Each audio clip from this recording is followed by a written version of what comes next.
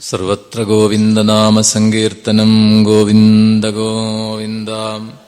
ഹര ഹര നമഃ പാർവതീപതയേ ഹര ഹര മഹാദേവ. സദാശിവസമാരംഭാം ശങ്കരാചാര്യമധ്യമാം അസ്മദാചാര്യപര്യന്താം വന്ദേ ഗുരുപരമ്പരാം. നാരായണം നമസ്കൃത്യ നരം ചൈവ നരോത്തമം ദേവീം സരസ്വതീം വ്യാസം തതോ ജയമുദീരയേ. സർവചൈതന്യരൂപാം താമാദ്യാം വിദ്യാം ച ധീമഹി ബുദ്ധിം യാന പ്രചോദയാത്. സജ്ജനങ്ങൾക്ക് നമസ്കാരം. ശ്രീമദ് ഭാഗവത തത്വസമീക്ഷാ സത്രത്തിൽ നാം അടുത്തതായിട്ട് ശ്രീമദ് ഭാഗവതത്തിലെ ദശമസ്കന്ധത്തിൻ്റെ ഒടുവിലായി പറയുന്ന ഒരു സത്സംഗത്തിൻ്റെ കഥയാണ്.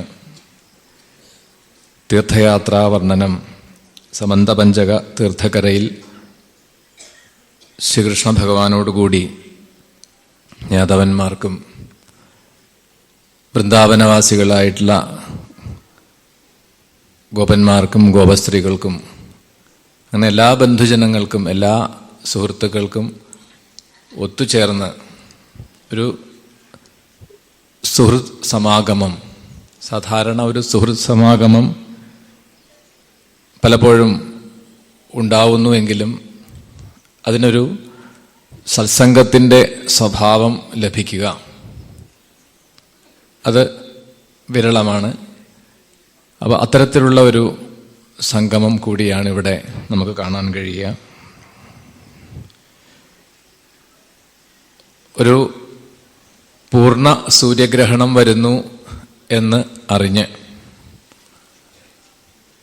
അപ്പോൾ ഓരോ സമയത്തും ഇത്തരത്തിലുള്ള ഗ്രഹണങ്ങളെ, സൂര്യചന്ദ്രഗ്രഹണങ്ങളെയൊക്കെ മുൻകൂട്ടി അറിഞ്ഞ് നമുക്ക് ആ ഗ്രഹണ സമയത്ത് എന്ത് ചെയ്യണം എന്നൊക്കെ പൂർവികർ നമുക്ക് തന്നെ പറഞ്ഞു തന്നിട്ടുള്ള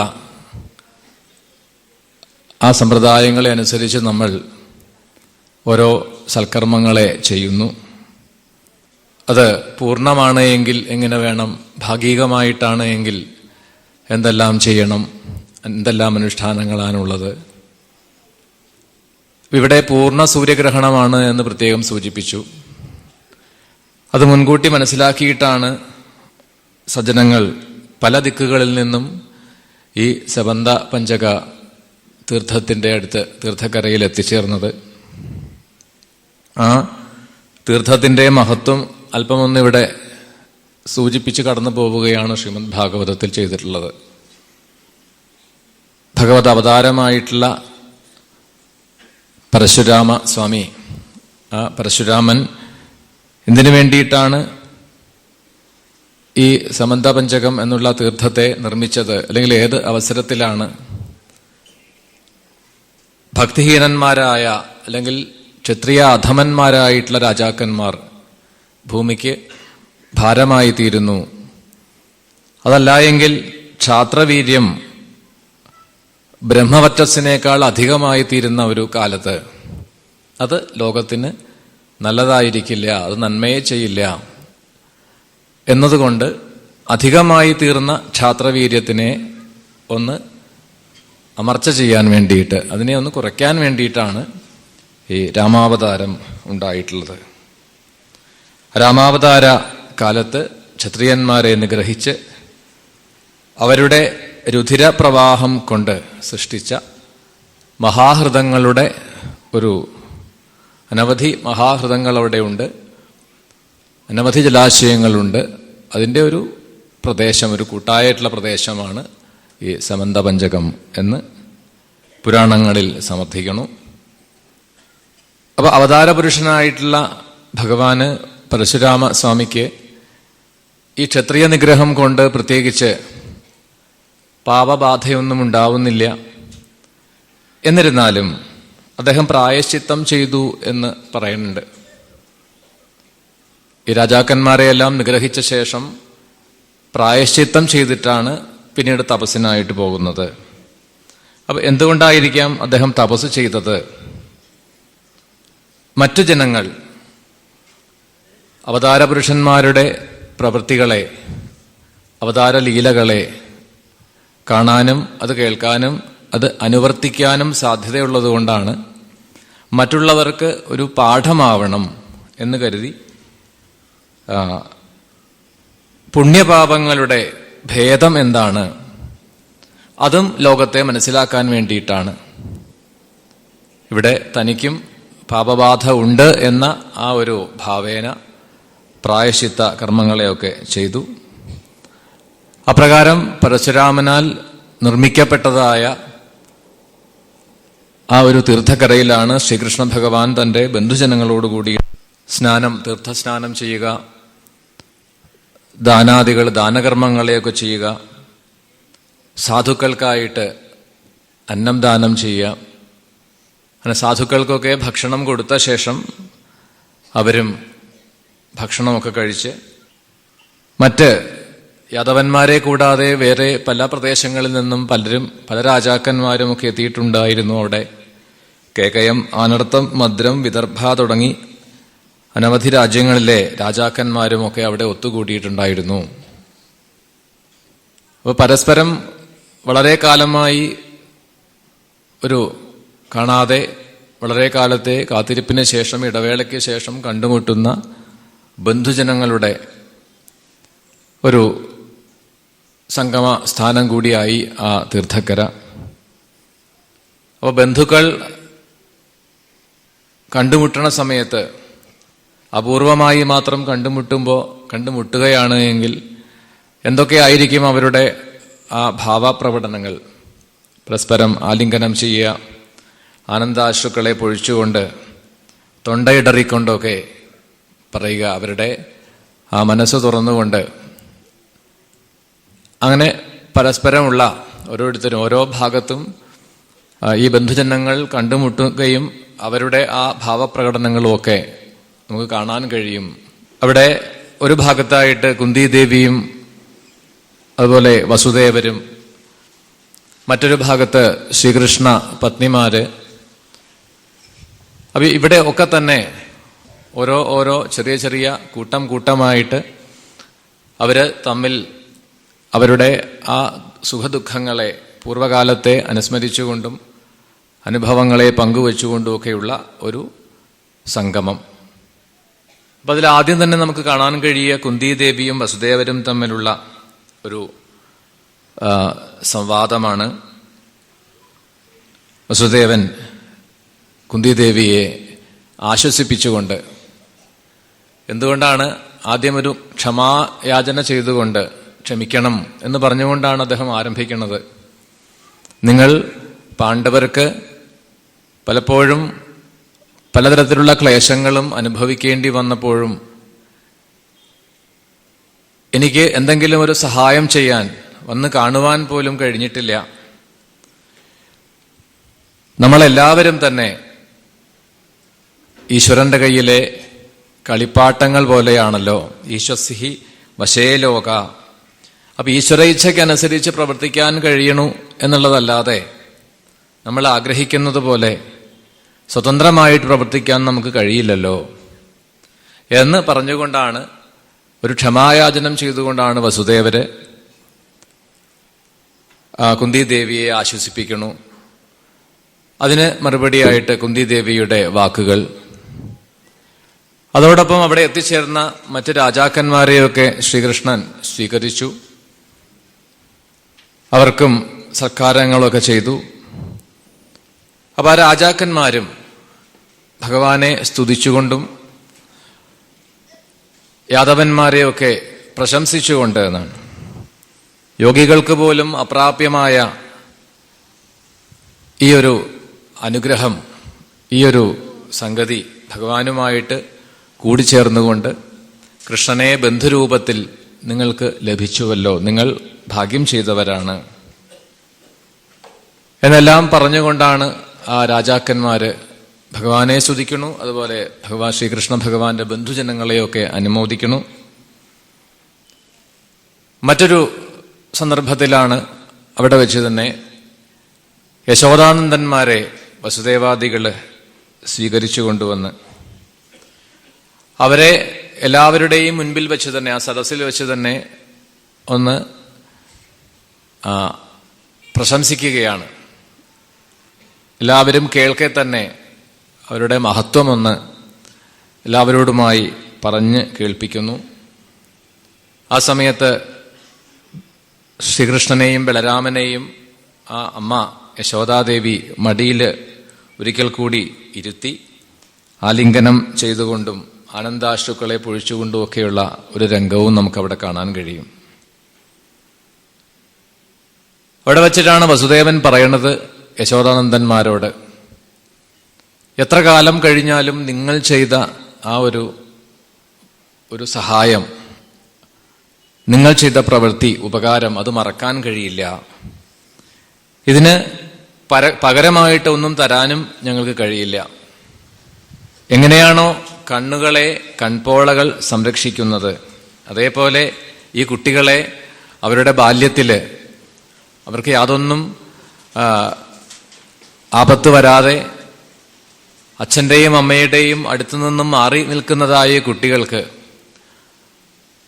ഒരിക്കലും ആ മാതാപിതാക്കള് സമീപത്തില്ല എന്ന തോന്നലുണ്ടാവാതെ ജന്മം കൊടുത്ത അച്ഛനമ്മമാരേക്കാൾ അധികം സ്നേഹം കൊടുത്തുകൊണ്ട് സംരക്ഷിച്ചവരാണ് നിങ്ങൾ യശോദാനന്ദന്മാർ.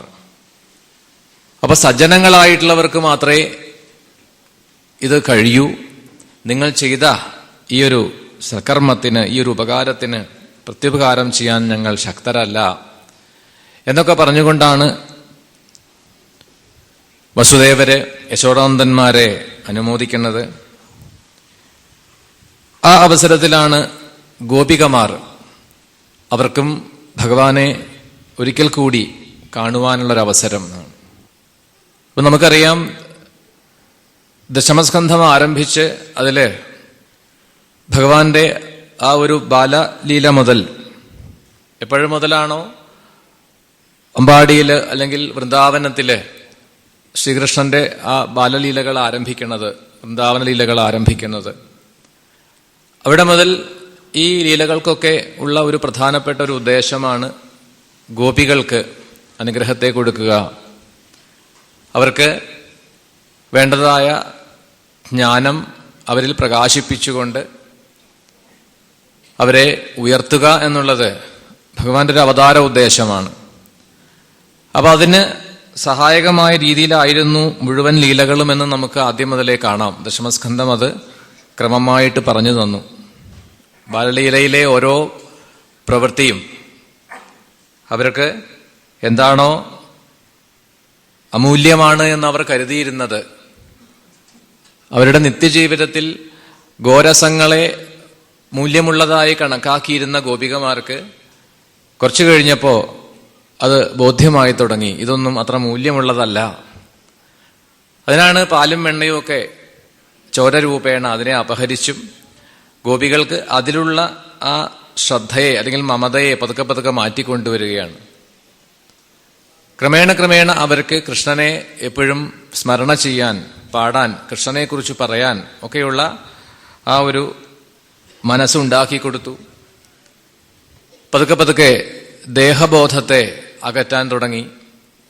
മറ്റ് വസ്തുക്കളിലോ വ്യക്തികളിലോ ഉള്ള മമത, ഭർത്താവില്, പുത്രനില്, അച്ഛനമ്മമാരില്, അല്ലെങ്കിൽ ഞങ്ങൾ വളർത്തുന്ന ഞങ്ങളുടെ പശുക്കളോ പശുക്കുട്ടികളോ, ഞങ്ങളുടെ ഗൃഹം, ഇങ്ങനെ ശരീരാദികളിലും മറ്റു ഉള്ളതിലുമൊക്കെ അവർക്ക് വരുന്നതായ മമതാബന്ധത്തെ പതുക്കെ പതുക്കെ കുറച്ചു കൊണ്ടുവന്നു. അതിനുശേഷമാണ് അവരെ ആനന്ദത്തിന്റെ ഉത്തുംഗശൃംഗത്തിലേക്ക് കൊണ്ടുവന്ന ഒരു ലീല, ശൃംഗാരലീല എന്ന് പറയാറുണ്ട്. ജീവനെ ആനന്ദത്തിന്റെ ഏറ്റവും ഉയർന്ന അവസ്ഥയിലേക്ക് എത്തിച്ച ലീലയാണ് രാസലീല. കഴിഞ്ഞില്ല, അവിടെയും പൂർണ്ണമായി എന്ന് പറഞ്ഞിട്ടില്ല. വീണ്ടും അവരെ വിരഹവേദന അനുഭവിച്ച അവർക്ക് വീണ്ടും ഒരിക്കൽ കൂടി ദർശനം കൊടുക്കുന്നതായ ഒരു സന്ദർഭം കൂടിയാണ് ഈ സമന്ത പഞ്ചക തീർത്ഥക്കരയിൽ വെച്ച്. ഗോപികമാർക്ക് ശ്രീകൃഷ്ണനെ കാണാൻ കിട്ടിയ ഈ ഒരു അവസരം കണ്ണടയ്ക്കാതെ നിർനിമേഷരായി നോക്കി നിൽക്കുന്നതായ അവർക്ക് പലപ്പോഴും കൺപോളകൾ അടഞ്ഞുപോകുന്നു എന്ന് പരാതിയാണ്. എൽ പ്രേക്ഷണേ ദൃശിഷു പക്ഷ്മകൃതം ശപന്തി. വളരെ കാലമായി കാണാൻ കാത്തിരുന്നതായ കൃഷ്ണനെ കാണാൻ കഴിയുന്ന സമയത്ത് കണ്ണുകൾ അടഞ്ഞു പോകുന്നതുകൊണ്ട് പക്ഷ്മകൃതം ശപന്തി, കണ്ണിന് കൺപോള സൃഷ്ടിച്ച സൃഷ്ടികർത്താവിനെ ശപിക്കുന്നു എന്നാണ്. അല്ലെങ്കിൽ ബ്രഹ്മാവിനെ ശപിക്കുന്നു. ബ്രഹ്മാവിന് ബുദ്ധിയില്ലാത്തതുകൊണ്ടാണ് കൺപോള വെച്ചത്. ഒരാവശ്യമില്ലാത്ത സാധനമാണത്. എന്തിനാ അതിങ്ങനെ ഇടയ്ക്കിടയ്ക്ക് അടയണത്, അടഞ്ഞു പോകുന്നത്? അതുകൊണ്ടല്ലേ ഞങ്ങൾക്ക് കൃഷ്ണനെ തുടർച്ചയായി കാണാൻ പറ്റുന്നില്ല, ഇടയ്ക്കിടയ്ക്ക് ഈ കണ്ണുകൾ അടഞ്ഞു പോകുന്നു എന്നെല്ലാം പറഞ്ഞുകൊണ്ട് അവരെ ഉപദേശിച്ചുകൊണ്ടും അവരെ ആശ്വസിപ്പിച്ചുകൊണ്ടും ശ്രീകൃഷ്ണ ഭഗവാൻ, ഹേ ഗോപികളെ, ഞങ്ങൾ രാമനും കൃഷ്ണനും ഏട്ടനായിട്ടുള്ള ബലരാമനും എനിക്കും നിങ്ങൾ ഗോപന്മാർ തന്ന സ്നേഹം അത് മറന്നിട്ടല്ല ഞാൻ ഇതുവരെ നിങ്ങളെ കാണാൻ വരാതിരുന്നത്. ഉപകാരസ്മരണ ഇല്ലാത്തവരാണ് എന്നൊരിക്കലും ധരിക്കരുത്. ലോകത്തിൽ പ്രാണികളെ കൂട്ടിച്ചേർക്കുന്നതും വേർപിരിക്കുന്നതും ഈശ്വരനാണ്. നമുക്ക് സ്വേച്ഛയാ. അപ്പൊ ഇവിടെ ഭഗവാന്റെ വാക്കുകൾ ഒരു മനുഷ്യ നാട്യത്തെ സ്വീകരിച്ചുകൊണ്ടാണ് എന്ന് കാണാം. കുറച്ചു സമയം അങ്ങനെയാണ്. അപ്പൊ നമുക്ക് സ്വേച്ഛയാ കൂടിച്ചേരാനോ വേർപിരിയാനോ കഴിയില്ല. ഈശ്വരേച്ഛയാണ് നമ്മളെ ബന്ധുരൂപത്തിൽ കൂട്ടിച്ചേർക്കുന്നു. ആ ഈശ്വരേച്ഛ തന്നെ കുറച്ചു കഴിയുമ്പോൾ വേർപിരിക്കുന്നു. വായുർയഥാ ഖനാനീകം തൃണം തൂലം രജാംസിച്ച.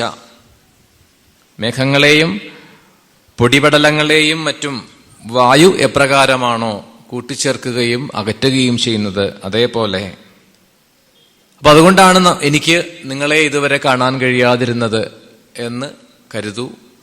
അവരെ ആശ്വസിപ്പിച്ചുകൊണ്ട് പിന്നീടാണ് അവരുടെ ആ ജ്ഞാനത്തെ ഒന്ന് പൂർണ്ണമായി പ്രകാശിപ്പിക്കാൻ വേണ്ടിയിട്ട് ഉള്ള ഉപദേശങ്ങളെ കൊടുത്തു എന്ന് പറഞ്ഞു. ആർക്കാണോ എന്നിൽ, ഇപ്പൊ ആദ്യം പറഞ്ഞ ആ മനുഷ്യഭാവത്തെ വിട്ടു വീണ്ടും ഈശ്വരഭാവത്തിലേക്ക് ആയി മാറി, എന്നിട്ടാണ് ഉപദേശം തുടരുന്നത്. ആർക്കാണോ എന്നിൽ പരമപ്രേമം ഉണ്ടാവുന്നത് അവർ ഈ ജനനമരണ പ്രവാഹരൂപമായിട്ടുള്ള സംസാരത്തെ, ആ സംസാര ക്ലേശത്തെ മറികടക്കുന്നു.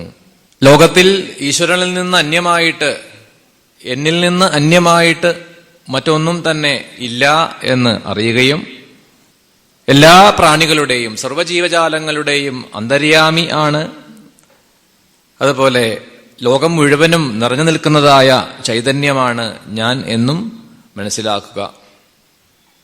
ഇത് തിരിച്ചറിഞ്ഞിട്ടുള്ളവരാണ് ഗോപികൾ. ഗോപികാഗീതത്തിലെ ആദ്യം തന്നെ കാണാം, നഖലു ഗോപികാനന്ദനോ ഭവാൻ അഖിലദേഹിനാം അന്തരാത്മദൃക്.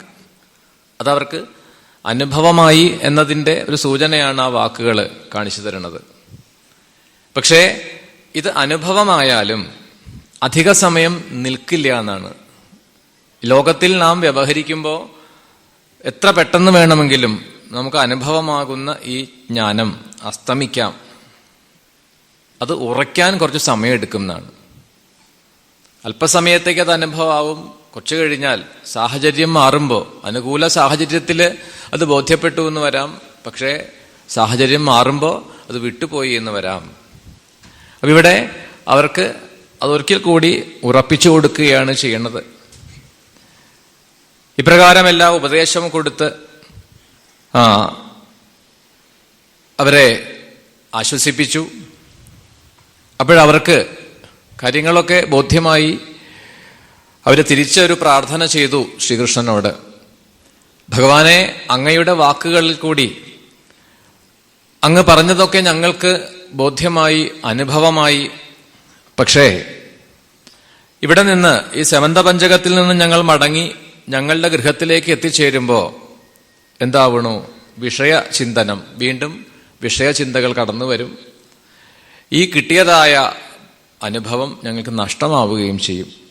അതുകൊണ്ട് അങ്ങയോട് ഞങ്ങൾക്ക് ചെയ്യാനുള്ളൊരു പ്രാർത്ഥന ഇത് മാത്രമാണ്.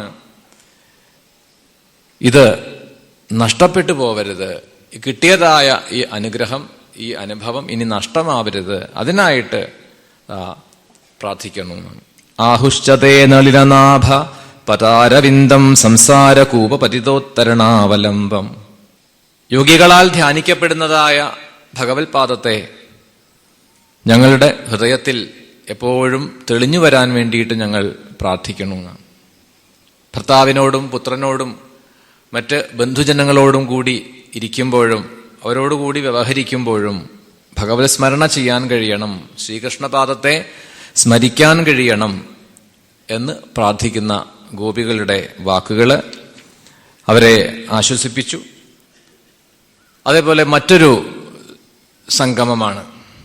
നമുക്കറിയാം, വലിയ സമ്മേളനത്തിൽ കുട്ടികൾക്കായിട്ട് കുറച്ചു സമയം ഒരു വേദി ഉണ്ടാവും, യുവാക്കൾക്ക് വേണ്ടിയിട്ട് യുവജനങ്ങളുടേതായ ഒരു കൂട്ടായ്മ ഉണ്ടാവും. അങ്ങനെ ഓരോന്നും. അപ്പൊ ഇവിടെ ഒരു ഭാഗത്ത് ആയിട്ട് പാണ്ഡവര്, ശ്രീകൃഷ്ണനും പാണ്ഡവരും ധർമ്മപുത്രാദികളും തമ്മിലുള്ള ഒരു സംവാദം, ഒരു സമാഗമമാണ് അടുത്തതായിട്ട് പറഞ്ഞത്. നമ്മളുടെ മനസ്സിനെ ചലിപ്പിക്കുന്നതായ രാഗാദി വൃത്തികൾ എപ്പോഴാണോ നമുക്ക് സത്സംഗമുണ്ടാവുന്നത്, സാധു സമാഗമമുണ്ടാവുന്നത്, ആ സമയം അത് മാറി നിൽക്കും എന്നാണ്. സ്നാനം ചെയ്യാൻ വേണ്ടി, കുളിക്കാൻ വേണ്ടി കുളത്തിലിറങ്ങുമ്പോൾ മൂടിക്കിടക്കുന്നതായ പായൽ മാറി കൈകൊണ്ട് മാറ്റി വയ്ക്കാം. അതേപോലെ സത്സംഗത്തിൽ വെച്ചുകൊണ്ട് സാധുക്കളുമായിട്ടുള്ള സംഘമുണ്ടാവുന്ന സമയത്ത് ഈ രാഗദ്വേഷാദികളൊക്കെ മാറി നിൽക്കും.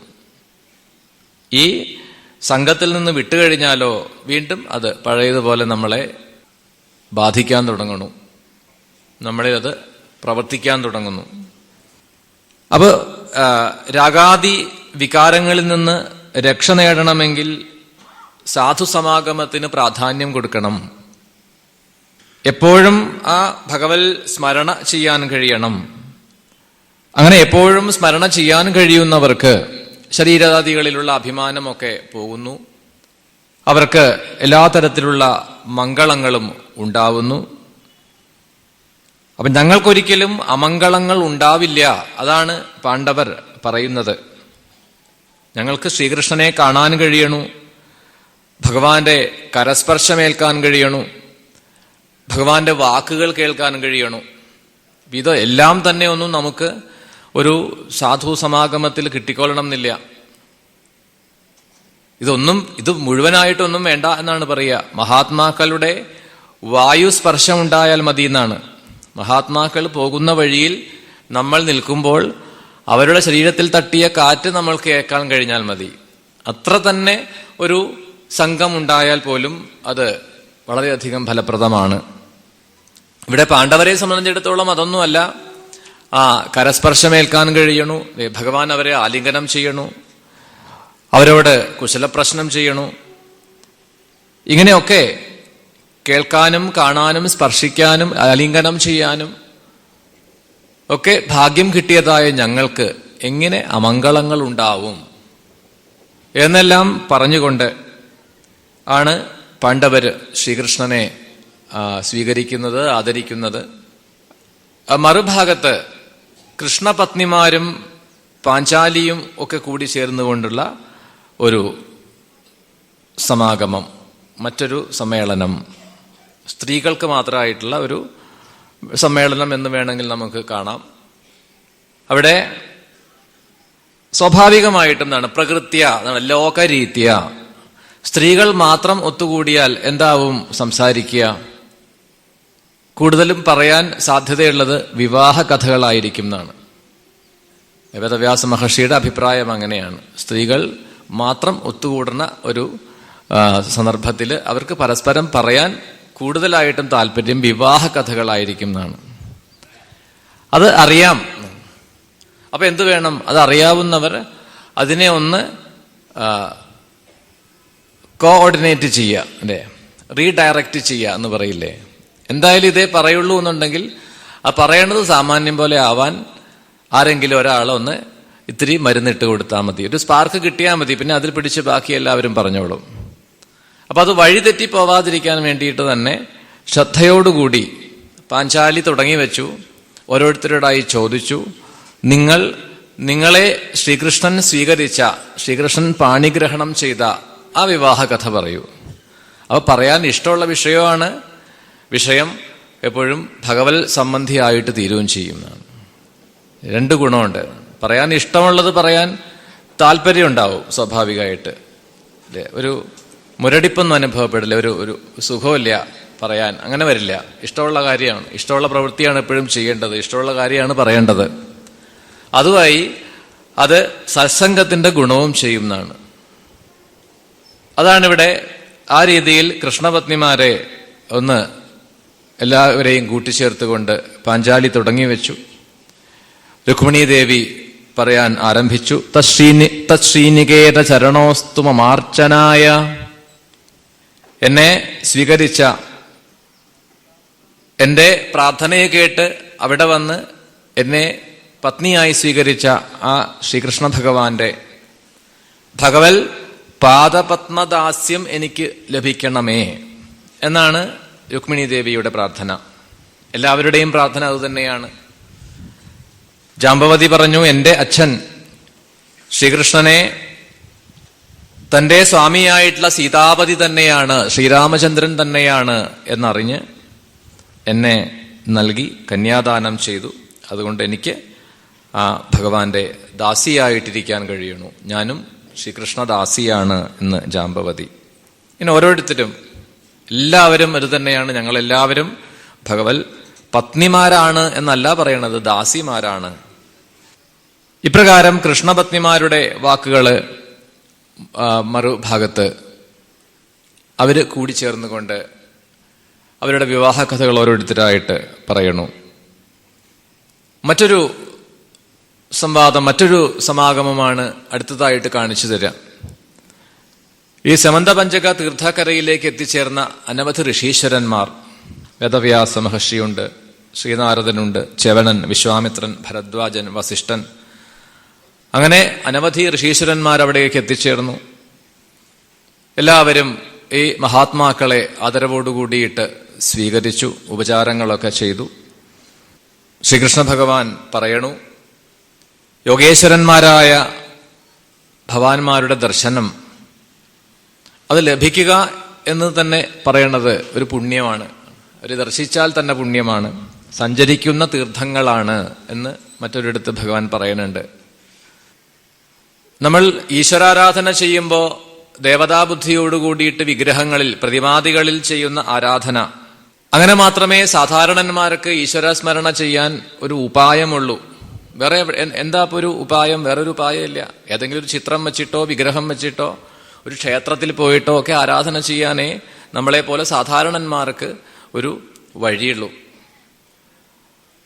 അപ്പോ എവിടെയെങ്കിലും സാധുക്കളെ, സജ്ജനങ്ങളെ, മഹാത്മാക്കളെ കാണാൻ കഴിയുക, അത് ഒരു അപൂർവമായിട്ട് ഞങ്ങളെപ്പോലെ സാധാരണന്മാർക്ക്, ഗൃഹസ്ഥന്മാരായിട്ടുള്ളവർക്ക് കിട്ടുന്ന ഒരു ഭാഗ്യമാണ്, അപൂർവമായിട്ടുള്ളൊരു ഭാഗ്യമാണ്.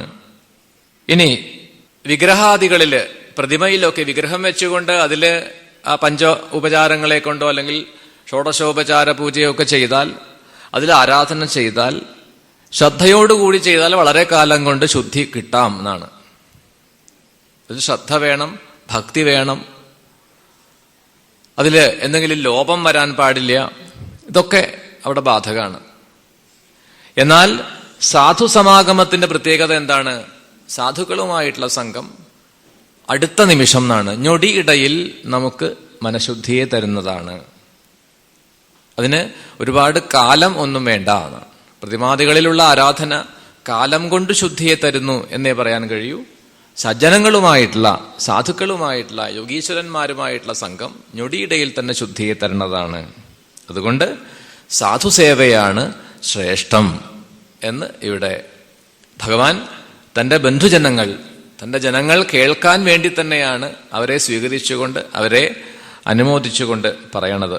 നഹ്യമ്മയാനി തീർത്ഥാനി നദേവാ വൃച്ഛിലാമയാഹ തേ പുനന്ത്യുരുകാലേന ദർശനാദേവ സാധവ. അഗ്നി, സൂര്യൻ, ചന്ദ്രൻ, നക്ഷത്രങ്ങൾ, ഭൂമി, ജലം, വായു ഇതിനെയൊക്കെ നമ്മൾ ഉപാസിക്കാറുണ്ട്. പക്ഷേ ഇതൊന്നും തന്നെ ഒരിക്കലും ഉപാസന ചെയ്യുന്ന നമ്മളുടെ പാപത്തെ നശിപ്പിക്കുന്നില്ല എന്നാണ്, കർമ്മബന്ധങ്ങളെ നശിപ്പിക്കുന്നില്ല. ഉപാസിച്ചു കഴിഞ്ഞാൽ ആ ചെയ്യുന്ന ഉപാസനയ്ക്കൊരു ഫലമുണ്ടാവും, അതിനെന്തെങ്കിലുമൊക്കെ ചില അനുഭവങ്ങൾ കിട്ടിയെന്ന് വരാം എന്നുള്ളതല്ലാതെ പാപത്തെ, കർമ്മബന്ധങ്ങളെ നശിപ്പിക്കാൻ ഈ ദേവതകളെ ഉപാസിക്കുന്നത് കൊണ്ട് സാധിച്ചു എന്ന് വരില്ല. എന്നാൽ സാധുക്കളെ, യോഗികളെ, ഋഷീശ്വരന്മാരെ, അവരെ നമ്മൾ ആശ്രയിക്കുമ്പോൾ അവരുടെ വാക്കുകളിൽ കൂടി, തത്വോപദേശങ്ങളിൽ കൂടിയിട്ട് നമ്മളുടെ ഭേദഭാവനയെ മാറ്റിക്കളയുന്നു, സംശയങ്ങളെ നീക്കുന്നു. അപ്പൊ ഇത്തരത്തിൽ നമ്മളുടെ സംശയങ്ങളെ നീക്കി കർമ്മബന്ധത്തെ മാറ്റി പാപത്തെ നശിപ്പിക്കുവാൻ സാധുക്കളുടെ അത്രയും സാമർഥ്യം മറ്റൊന്നിനും തന്നെ ഇല്ല. അതുകൊണ്ട് സാധുസേവയാണ്, സത്സംഗമാണ് പരമപ്രധാനമായ ഒരു സംഗതി എന്നും ഇവിടെ ശ്രീകൃഷ്ണ ഭഗവാൻ ഈ മഹാത്മാക്കളെ ആദരിക്കുന്നതിൽ കൂടിയിട്ട് നമുക്ക് പറഞ്ഞു തരികയാണ്. അവരെ സ്വീകരിച്ചു. ഭഗവാന്റെ വാക്കുകൾക്ക് മറുപടിയായിട്ട് മഹർഷിമാർ പറയുന്നു, അഹോ വിഭൂം നശ്ചരിതം വിഡംബനം. അല്ലയോ ഭഗവാനെ, അങ്ങയുടെ മനുഷ്യ നാട്യം, ലോകത്തെ പഠിപ്പിക്കാൻ വേണ്ടി മാത്രം, ലോകത്തെ ചിലത് കാണിക്കാൻ വേണ്ടി മാത്രമാണ് ഈ മനുഷ്യനാട്യം. അതിനാണ് അങ്ങ് ഞങ്ങളെ നമസ്കരിക്കുന്നത്, ഞങ്ങളെ വന്ദിക്കുന്നത്, ഞങ്ങളെ സ്തുതിക്കുന്നത്. മറ്റുള്ളവരും ഇത് അനുഷ്ഠിക്കണം, അനുവർത്തിക്കണം. ശ്രീകൃഷ്ണൻ ചെയ്യുന്നു, അപ്പോൾ മറ്റുള്ളവരും അതേപോലെ തന്നെ അനുവർത്തിക്കും. അതിനു വേണ്ടിയിട്ടാണ് എന്ന് കരുതിയിട്ടാണല്ലോ അങ്ങ് ഇതൊക്കെ ചെയ്യുന്നത്. ശ്രീകൃഷ്ണനോടൊപ്പം വസിക്കാനും ഭഗവാനെ കാണാനും ഭഗവാനോട് കുശലപ്രശ്നം ചെയ്യാനും ഒക്കെ അവസരം കിട്ടിയിട്ടും ഈ ബന്ധുജനങ്ങളായിട്ടുള്ളവർക്ക്, യാദവന്മാർക്ക്, വൃഷ്ണികൾക്ക്, മറ്റ് രാജാക്കന്മാർക്ക് ഒന്നും തന്നെ എന്തോ ഒന്ന്, ഒരു ചെറിയ ഒരു മറവ് എന്നാണ്. അതെന്താണ്? ആദ്യം തന്നെ പറയുന്നുണ്ട്, കുന്തിദേവിയുടെ സ്തുതിയില് ആ അമ്മ പറയുന്നുണ്ട്, മായയാകുന്ന ഒരു തിരശീല, മായാജവനികാച്ഛന്നം അജ്ഞാധോക്ഷജമവ്യം ന ലക്ഷ്യസേ മൂഢദൃശ നടോ നാട്യധരോ യഥാ എന്ന് പ്രഥമസ്കന്ധത്തിൽ നമ്മൾ കേട്ടതാണ്. അപ്പൊ മായയാകുന്ന ഒരു മൂടുപടം പ്രവർത്തിക്കുന്നത് കൊണ്ട് ഈ ഭഗവാന്റെ സമീപത്ത്, ശ്രീകൃഷ്ണന്റെ സമീപത്തിരുന്നിട്ടും ഭഗവാനുമായി കുശലപ്രശ്നം ചെയ്തിട്ടും ഒന്നും അവർക്ക് കാലസ്വരൂപിയായിട്ടുള്ള ഈശ്വരനെ പൂർണ്ണമായി അറിയാൻ കഴിയുന്നില്ല. എന്തോ ഒരു മായ, ഒരു അകലം പാലിക്കുന്നു എന്നാണ് എപ്പോഴും. അല്ലെങ്കിൽ നമ്മളെ ഇതിൽ നിന്നും അകറ്റി നിർത്തുന്നത് ആ മായയാകുന്ന, ആ മായയുടെ ഒരു ശക്തിയാണ് എന്ന് ഇവിടെ മഹർഷിമാർ തന്നെ പറഞ്ഞു. സജ്ജനങ്ങളെയൊക്കെ നമസ്കരിച്ചുകൊണ്ട് വസുദേവർ ചോദിക്കുന്ന ചോദ്യം, അതും ഇവിടെ പ്രസക്തമാണ്. അപ്പം നമുക്ക് നോക്കിക്കഴിഞ്ഞാൽ ശ്രീമദ് ഭാഗവതത്തിൽ കൂടി എന്തിനു വേണ്ടിയിട്ടാണ് ശ്രീമദ് ഭാഗവതം ആദ്യം മുതൽ അവസാനം വരെ ആവർത്തിച്ച് പറയുന്ന ഒന്നാണ്, ജ്ഞാന വൈരാഗ്യത്തോടുകൂടിയ ഭക്തി നമ്മളിൽ പ്രവർത്തിക്കാൻ വേണ്ടിയിട്ടാണ് ഭാഗവതോപാസന. അപ്പൊ ഈ മൂന്ന് ഘടകങ്ങളുടെയും ഒരു സമ്മേളനം തന്നെയാണ്, ഒരു സമാഗമം തന്നെയാണ് ഈ സമന്തപഞ്ചക തീർത്ഥക്കരയിൽ നടന്നിട്ടുള്ളതെന്ന് കാണാൻ പറ്റും. ഗോപികളുടെ പ്രേമഭക്തിയെ നമുക്കിവിടെ കാണിച്ചു തരുന്നുണ്ട്. അതേപോലെ മഹർഷിമാർ കൊടുക്കുന്ന ഉപദേശങ്ങളിൽ ജ്ഞാനം പൂർണ്ണമാവാൻ വേണ്ടതായ ആ ജ്ഞാനോപദേശങ്ങളെ നമുക്കിവിടെ തരുന്നുണ്ട്. ആ ശ്രീകൃഷ്ണനുമായിട്ട് സംഗമിക്കുന്ന സമയത്ത് ആ ഭഗവത് അനുഗ്രഹം കൊണ്ടാണ് ഞങ്ങൾക്ക് ഞങ്ങളുടെ ജീവിതക്ലേശങ്ങൾ ഒന്നും തന്നെ ഞങ്ങളെ ബാധിക്കുന്നില്ല എന്ന് പറഞ്ഞുകൊണ്ട്, അപ്പൊ വിരാഗത ശീലിച്ചതായ ഭക്തന്മാരെ, സാധുക്കളെ, സാധാരണ ജനങ്ങളെ നമ്മുടെ മുൻപിൽ അവതരിപ്പിക്കുന്നു. അപ്പൊ ഇതൊക്കെ തന്നെ ഇവിടെ നമുക്ക് മുൻപിൽ വർണ്ണിച്ച് കാട്ടിത്തരികയാണ്. ഈ മഹർഷിമാരോടായിക്കൊണ്ട് വസുദേവരുടെ ഒരു ചോദ്യം, അദ്ദേഹം ഒരു സംശയം ഉന്നയിക്കുകയാണ്. അല്ലയോ മഹർഷിമാരെ, ഏത് വിധത്തിലുള്ള കർമ്മം ചെയ്താലാണ് കർമ്മബന്ധം നശിക്കുക എന്ന് പറഞ്ഞു തന്നാലും. അദ്ദേഹത്തിൻ്റെ ഒരു സാധാരണ ഒരു സംശയമാണ്, എന്ത് കാര്യം ചെയ്താലാണ് കർമ്മബന്ധം നശിക്കുക. അപ്പൊ ഇവിടെ നാരദ മഹർഷി ഇദ്ദേഹത്തിൻ്റെ ഈ സംശയം വാസ്തവത്തിൽ ചോദിക്കേണ്ടതല്ല എന്ന രീതിയിൽ, കാരണം വസുദേവൻ അങ്ങനെ ഒരു സംശയം ഉണ്ടാവേണ്ടതില്ല. ഇതിനു മുൻപ് 2 ജന്മങ്ങളിൽ ഭഗവാനെ പുത്രരൂപത്തിൽ കിട്ടിയവരാണ് ദേവകി വസുദേവന്മാർ. ഇത് 3ാമത്തെ ജന്മമാണ്. അവതാര സമയത്ത് തന്നെ പറഞ്ഞു കഴിഞ്ഞു, നിങ്ങൾക്ക് ഇത് 3ാമത് കിട്ടിയ അവസരം പുത്രരൂപത്തിൽ എന്നെ പരിചരിക്കാൻ. ഇതിനു മുൻപ് കിട്ടിയിട്ടും ഭഗവത് ദർശനം ഉണ്ടായിട്ടും എന്തേ അവർക്ക് വീണ്ടും ശരീരം സ്വീകരിക്കേണ്ടി വന്നു? അതിന്റെ കാരണവും അവതാര സമയത്ത് തന്നെ ഭഗവാൻ പറഞ്ഞു, നിങ്ങളിൽ പുത്രേഷണ ബാക്കി നിൽക്കുന്നത് കൊണ്ടാണ്. അപ്പൊ അതിനെ നശിപ്പിക്കാൻ വേണ്ടി തന്നെയാണ് കൃഷ്ണാവതാര ലീലയിൽ പ്രത്യേകിച്ചും ആ അച്ഛനമ്മമാർക്ക്, ദേവി വസുദേവന്മാർക്ക് പുത്രദുഃഖം വളരെയധികം അനുഭവിക്കേണ്ടി വന്നു.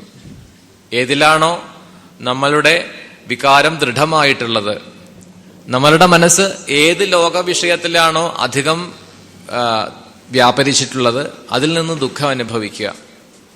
അപ്പൊ രസം എന്ന് തോന്നുന്ന വസ്തുവിൽ നിന്നും വിഷയത്തിൽ നിന്നും വിരസത ഉണ്ടാവുക. ഒന്നുകിൽ അത് അനുഭവിച്ച് ആ രസത്തെ അത് ഇനി പ്രസക്തമല്ല എന്ന് തിരിച്ചറിവുണ്ടാവണം. ഇത് വിഷയത്തിൽ നിന്നും നമുക്ക് വിട്ടു നിൽക്കണമെങ്കിൽ 2 വഴിയല്ലേ ഉള്ളൂ. ഒന്നുകിൽ അനുഭവിച്ച് അതിനോട് വിരക്തി ഉണ്ടാവുക, അല്ലെങ്കിൽ അതിൻ്റെ മറുവശം, അതിൻ്റെ ദോഷവശം, ക്ലേശത്തെ മനസ്സിലാക്കിയിട്ട് ബോധ്യമായിട്ട് വിട്ടു നിൽക്കുക. ഇതൊക്കെ അനുഭവിച്ചിട്ട് അതിൽ നിന്ന് വിരക്തി വരിക എന്ന് പറയുന്നത് പ്രയാസമാണ്. ഇപ്പം ഇവിടെ ഇത്രയും കുട്ടികളുണ്ടായി, കുട്ടികൾ മരിച്ചു, ഇത്രയൊക്കെ ആയിട്ടും അദ്ദേഹത്തിന് പൂർണ്ണമായിട്ടൊരു വിരാഗത വന്നിട്ടില്ലേ? ഇത്രയൊക്കെ ഒരു സത്സംഗത്തിനുള്ള ഒരവസരം കിട്ടിയിട്ടും വസുദേവൻ പോലും ചോദിക്കണു. അതാണ് മഹർഷിമാർക്കുണ്ടായ ഒരു ആശ്ചര്യം. അതാണ് ശ്രീകൃഷ്ണന്റെ അച്ഛനാവാൻ ഭാഗ്യം കിട്ടിയ വസുദേവൻ ഈ സംശയം ചോദിക്കണു. നമ്മളാ ചോദിക്കണമെങ്കിൽ കുഴപ്പമില്ല അല്ലേ? അപ്പൊ ഒരു വിഷയത്തിൽ ബാലപാഠം മാത്രം പഠിച്ച ഒരു വിദ്യാർത്ഥി സംശയം ചോദിച്ചാൽ ഗുരുവിന്, അധ്യാപകന് സാരല്ല, അവൻ അറിയില്ലാത്തത് കൊണ്ടാണ്. ഉപരിപഠനവും കഴിഞ്ഞു PhD-യിൽ 1ാം റാങ്ക് വാങ്ങിച്ചവനും ഇതേ ഡൗട്ട് ചോദിച്ചാൽ കുഴപ്പമാണല്ലേ? അതാണ് വസുദേവരുടെ അവസ്ഥ. നമ്മളല്ലല്ലോ, വസുദേവനാണ് ഇവിടെ. ഇതിനു മുൻപ് 2 ജന്മത്തിൽ കൃഷ്ണനെ പുത്രരൂപത്തിൽ, ഭഗവാനെ പുത്രരൂപത്തിൽ കിട്ടിയ ആളാണ്. ഇപ്പൊ ഇതിൽ മൂന്നാമതൊരു അവസരം കിട്ടിയ ആളാണ്. അപ്പൊ ഇവിടെ പുത്രരൂപത്തിൽ മാത്രമല്ല, ബ്രഹ്മഭാവേന കൂടി കാണണം, അറിയണം എന്ന് നേരത്തെ തന്നെ ഉപദേശം കിട്ടിയിട്ടുള്ള ആളാണ് വസുദേവൻ. എന്നിട്ടും അദ്ദേഹം ഈ സംശയം ചോദിക്കുന്നുവല്ലോ, എന്ത് കർമ്മപ്രാരബ്ധമാണ് ഇനി ഇദ്ദേഹത്തിന് ബാധിക്കാനുള്ളത്? ഇത് മഹർഷിമാർക്കുണ്ടായ സംശയമാണ്. അതാണ് നാരദ മഹർഷി ഇവിടെ മാറ്റിക്കൊടുത്തത്. അല്ലയോ മഹർഷിമാരെ, വസുദേവൻ ശ്രീകൃഷ്ണനെ തൻ്റെ പുത്രനാണ് എന്ന ആ ഒരു ഭാവേന അങ്ങനെ ധരിച്ചുകൊണ്ട് ആണ് ശ്രേയോമാർഗത്തെ അറിയുവാൻ ഉള്ള ആ ഒരു ആഗ്രഹം കൊണ്ട് ചോദിച്ചു എന്നേ ഉള്ളൂ. സന്നികർഷോ ഹി മർത്യാനാം അനാതരണ കാരണം ഗാംഗം ഹിത്വാ യഥാന്യാംഭ സ്തത്രത്യോ യാതിശുദ്ധയെ.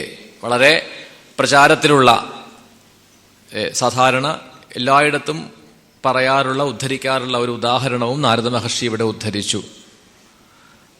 ആദരവ് കുറയുക എന്നുള്ളത് വസ്തുവിന്റെ മാഹാത്മ്യം കുറഞ്ഞിട്ടല്ല, വസ്തുവിന്റെ മൂല്യത്തിന് എന്തെങ്കിലും ഒരു ഇടിവ് സംഭവിച്ചിട്ടല്ല ആദരവ് കുറയണത്.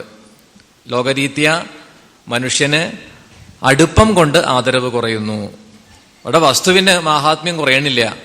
നമുക്ക് എന്നും അതിനെ കാണാൻ കഴിയുമ്പോൾ, എന്നും അതുമായിട്ട് ഇടപഴകുമ്പോൾ ആദരവ് കുറയും. കുറച്ച് അകലം കുറയുകയാണ്. അപ്പൊ തീർച്ചയായിട്ടും ആദരവ് കുറയും. അതിന് ഉദാഹരിച്ചത് എന്താണ്? ഗംഗാനദിയില്, ഗംഗാതീരത്തിരിക്കുന്നവർ, ഗംഗാതീരവാസികളായിട്ടുള്ള ജനങ്ങൾ പാപത്തെ കഴുകിക്കളയാൻ വേണ്ടി, പുണ്യമാർജിക്കാൻ വേണ്ടി മറ്റു തീർത്ഥങ്ങളുണ്ടോ എന്ന് അന്വേഷിച്ച് മറ്റു തീർത്ഥങ്ങളെ തേടി പോകുന്നത് പോലെ എന്ന് പറഞ്ഞു. ഗംഗാതീരത്തുള്ളവര് വർഷാവർഷം രാമേശ്വരത്ത് കുളിക്കാൻ വരും. രാമേശ്വരത്ത് കടലിൽ സ്നാനം ചെയ്താൽ കേമാണ്. ഇവിടുന്നുള്ളവരെന്ത് ചെയ്യും? അങ്ങോട്ട് പോവും.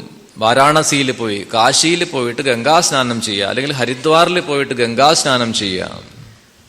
രണ്ടു കൂട്ടർക്കും ഒരേ കുഴപ്പമാണ്.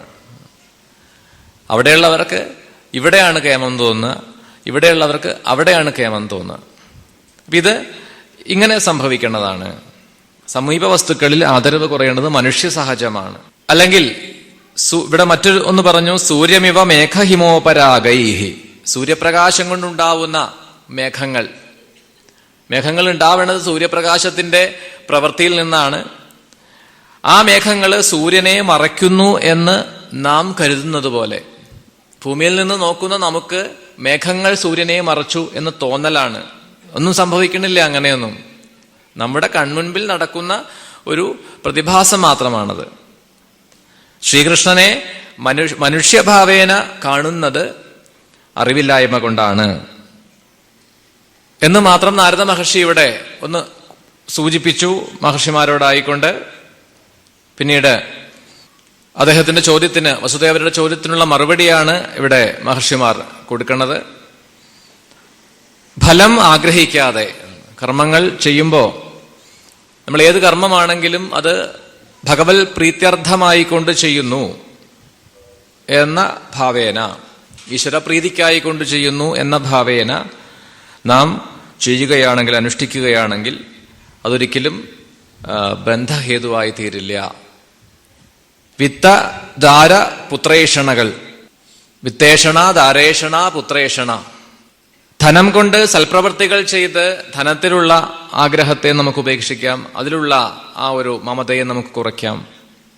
ഗൃഹോചിതങ്ങളായിട്ടുള്ള സുഖങ്ങളെ അനുഭവിച്ച് കുറച്ചു കാലം ഒരേ സുഖാനുഭവം എന്നാണ്, ഒരേ വിഷയം തന്നെ തുടർച്ചയായി അനുഭവിച്ചാൽ ക്രമേണ അതിൽ വിരസത ഉണ്ടാവും എന്നാണ്. കുറേ സമയം മധുരം കഴിച്ചുകൊണ്ടിരുന്നാൽ എത്രയായാലും വിരസത വരും. അതുകൊണ്ടാണ് ഈ പായസം വിളമ്പിയതിന്റെ ഇപ്പുറത്ത് നാരങ്ങാക്കറി വിളമ്പി വയ്ക്കുന്നത്, ആ വിരസത ഒഴിവാക്കാനാണ്. 2 കൈയിൽ പായസം വിളമ്പിയിട്ട് തൊട്ടിപ്പുറത്ത് 1/2 സ്പൂൺ മാങ്ങയോ എന്തെങ്കിലും ഒരു ഉപ്പിലിട്ടത് വിളമ്പി വെച്ചിട്ടുണ്ടാവും. ഈ പായസത്തിന്റെ മധുരം ഇഷ്ടമാണെങ്കിലും അതങ്ങനെ തുടർച്ചയായിട്ട് ചെലുത്തിക്കൊണ്ടിരിക്കുമ്പോൾ ഒരു വിരസത, അതിനിടയ്ക്ക് ഒരല്പം ഈ എരിവുള്ളതങ്ങ് ചെന്നാൽ, ഒരു പുളിരസവും എരിവ് രസവും അങ്ങോട്ട് ചെന്നാൽ ഒന്നും കൂടി ഉണരും, ഉഷാറാവും. വീണ്ടും ഒരു 4 കൈയിലും കൂടി നമുക്ക് കഴിക്കാം, ചെലുത്താം എന്നാണ് സംഭവിക്കുന്നതും. അങ്ങനെ തന്നെയാണ് ലോകത്തില്. ലോകവിഷയങ്ങളെ അനുഭവിക്കുമ്പോൾ കുറച്ചു കഴിയുമ്പോൾ ഇത് വിരസത ഉണ്ടാവണം, വിരസത അനുഭവിക്കണം, എന്നിട്ട് വിട്ടു നിൽക്കാനാ. പക്ഷെ നമ്മൾ എന്ത് ചെയ്യും? വിരസത വരുമ്പോൾ അത് അകറ്റാൻ വേണ്ടിയിട്ട് വേറെ എന്തെങ്കിലും ഒന്ന് പ്രയോഗിക്കും, വീണ്ടും ഈ വിരസത ഉണ്ടാക്കുന്ന സാധനം അനുഭവിക്കും. ഇതൊരു ഒരിക്കലും തീരാത്ത ഒരു പ്രഹേളികയാണ്. അതാണ് കുഴപ്പം. കുറച്ചൊക്കെ വിഷയങ്ങളെ അനുഭവിച്ചു കഴിഞ്ഞാൽ വിരസത ഉണ്ടാവുക, ആ വിരസത നമുക്ക് ബോധ്യമായി കഴിഞ്ഞാൽ വലിയ കേമൊന്നുമില്ല എത്ര പറയണത് പോലെ എന്നാണ്. ഈ കുറച്ചു കാലമായിട്ട് മുമ്പൊന്നുമില്ലാത്ത, ഈ അടുത്ത കാലത്തൊക്കെ കാണാൻ തുടങ്ങിയ, TV-യിലൊക്കെ ഇഷ്ടം പോലെ കാണും ഈ പിസ. നല്ല രസമുണ്ട് അതിന്റെ ഒരു ആകൃതി, അതിന്റെ ഉള്ളിലൊക്കെ വെച്ചിരിക്കുന്ന ചില സാധനങ്ങൾ, അതിങ്ങനെ കട്ട് ചെയ്യുമ്പോൾ അതിൽ നിന്ന് വരുന്ന അതിന്റെ ആ ഒരു എല്ലാം കൂടി കാണുമ്പോൾ നല്ല ഭംഗിയുള്ള, എന്തോ ദിവ്യമായ, അപൂർവമായ, സ്വാദിഷ്ടമായ ഒരു സാധനം എന്നൊക്കെ കരുതി കുട്ടികളും അങ്ങനെ പറയും. ഒരു പ്രാവശ്യം അതൊന്ന് വാങ്ങി എല്ലാവർക്കും കട്ട് ചെയ്ത് കൊടുത്തു. അത് എന്തായാലും കഴിച്ചു കഴിഞ്ഞപ്പോൾ തന്നെ മതി, ഇനി വാങ്ങണ്ട. അപ്പൊ തന്നെ അതിനോടൊരു വിരസത, ഇതത്ര കാണുന്നത് പോലെ അത്ര കേമൊന്നുമല്ല എന്ന് ബോധ്യായി. അത് ബോധ്യപ്പെട്ടാൽ പിന്നെ വാങ്ങേണ്ട ആവശ്യമില്ല, അല്ലേ? ആ വസ്തുവിനോടുള്ള ആകർഷണം പോയി കഴിഞ്ഞു. ഇത് ഇത്രയേ ഉള്ളൂ എന്ന് മനസ്സിലായി. ലോകവിഷയങ്ങളെ അനുഭവിക്കാൻ പറഞ്ഞത് ഇതിനു വേണ്ടിയിട്ടാണ് എന്നാണ്. അനുഭവിച്ചു കഴിയുമ്പോൾ ഇത് വിരസമായതാണ്, അല്ലെങ്കിൽ അത്രയധികം ഹൃദ്യം ആയിട്ടുള്ളതല്ല, വെറും തോന്നലാണ്, സുഖമുണ്ട് എന്ന് തോന്നിപ്പിക്കേണ്ടതാണ് എന്ന് ബോധ്യമായാൽ അതിൽ നിന്ന് വിട്ടു നിൽക്കാൻ പറ്റണം. അപ്പൊ അതിനു വേണ്ടിയിട്ടാണ് പറഞ്ഞത്, ഗൃഹോചിതമായിട്ടുള്ള സുഖങ്ങളെ അനുഭവിച്ച് അത് വിരസത ഉണ്ടാക്കുന്നതാണെന്ന് തിരിച്ചറിഞ്ഞ് ആഗ്രഹങ്ങളെ ഉപേക്ഷിക്കുക, വിഷയങ്ങളിലുള്ള തൃഷ്ണയെ ഉപേക്ഷിക്കുക. ആരംഭത്തിൽ അമൃതവും പരിണാമത്തിൽ വിഷവുമാണ് വിഷയങ്ങൾ എന്നാണ്. വിഷത്തേക്കാൾ അപകടകാരിയാണ് വിഷയങ്ങൾ എന്നാണ്. രാമകൃഷ്ണ പരമഹംസർ പറയും വിഷം സാരമില്ല എന്നാണ്. വിഷം ഒരു ഡ്രോപ്പ് മതി മനുഷ്യനെ കൊല്ലാൻ. അങ്ങനെയൊക്കെയുള്ള ചില വിഷങ്ങളുണ്ട്. ഒരു തുള്ളി നാവിൽ ചെന്നാൽ മതി എന്നാണ്. അതുപോലും നമ്മൾ കണ്ടാൽ കുഴപ്പമൊന്നുമില്ല. ഒരു സ്ഫടികപാത്രത്തിൽ വിഷം നിറച്ചു വെച്ചിട്ട് എത്ര നാൾ വേണമെങ്കിലും കണ്ടുകൊണ്ടിരുന്നോളൂ, ഒരാപത്തും ഉണ്ടാക്കില്ല. വിഷയം അങ്ങനെയല്ല. അത് തൊട്ടറിയണം എന്നില്ല, രുചിച്ചറിയണം എന്നില്ല. കാണണ വിഷയങ്ങൾ പോലും ചിലപ്പോൾ നമ്മളിൽ വികലമായ ചിന്തകൾ ഉണ്ടാക്കാം. മനസ്സിനെ ചലിപ്പിക്കാൻ വിഷയം കണ്ടാൽ തന്നെ മതി എന്നാണ്. ചിലത് കേട്ടാൽ മതി എന്നാണ്. ചില ശബ്ദം കേട്ടാൽ മതി മനസ്സ് ചലിക്കാൻ തുടങ്ങണു. കാണണത് പോലും ചിലപ്പോൾ രുചിക്കേണ്ട ആവശ്യമില്ല. അതാണ് പരമഹംസര് പറഞ്ഞത്, വിഷത്തേക്കാൾ അപകടകാരിയാണ് വിഷയങ്ങൾ എന്നാണ്. അപ്പൊ അത് ആരംഭത്തിൽ അമൃതമാണ്, ആരംഭത്തിൽ മധുരമുള്ളതാണ്, ഹൃദ്യമാണ്, രസമുള്ളതാണ്. അത് പരിണാമത്തിൽ വിഷമയമാണ് എന്നും തിരിച്ചറിഞ്ഞ് വിഷയസുഖങ്ങളെ പരിത്യജിക്കുക. അതാണ് ഈ വിത്തധാര പുത്രേഷണകളെ മാറ്റാനുള്ള വഴി. ഇനി സ്വർഗാദി ലോകങ്ങളെ പ്രാപിക്കണം. ഒരു ആരാധന ചെയ്യുമ്പോൾ, ഒരു പുണ്യകർമ്മം ചെയ്യുമ്പോൾ, ഒരു ദാനം ചെയ്യുമ്പോൾ അത് സ്വർഗത്തെ പ്രാപിക്കാൻ വേണ്ടിയിട്ടാണ് എന്ന ഭാവേന ചെയ്യാം.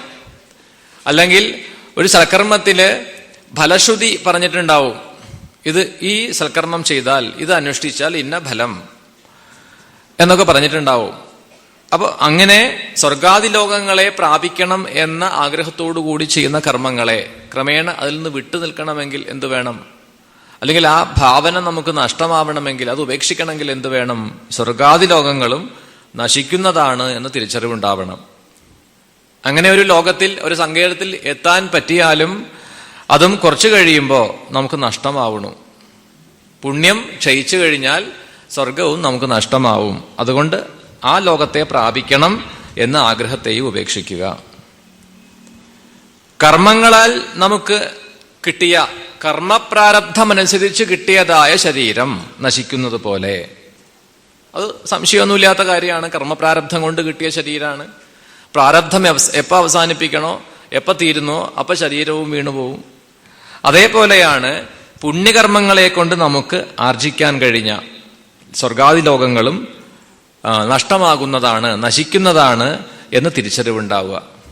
അങ്ങനെ സ്വർഗാദി ലോകങ്ങളിലുള്ള നമ്മളുടെ ആഗ്രഹത്തെയും കുറയ്ക്കുക.